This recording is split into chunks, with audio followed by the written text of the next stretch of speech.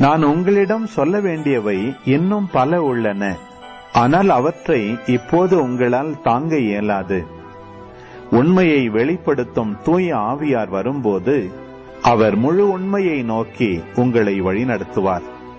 அவர் தாமாக எதையும் பேச மாட்டார், தாம் கேட்பதையே பேசுவார். வரப்போகிறவற்றை உங்களுக்கு அறிவிப்பார். அவர் என்னிடமிருந்து கேட்டு உங்களுக்கு அறிவிப்பார்.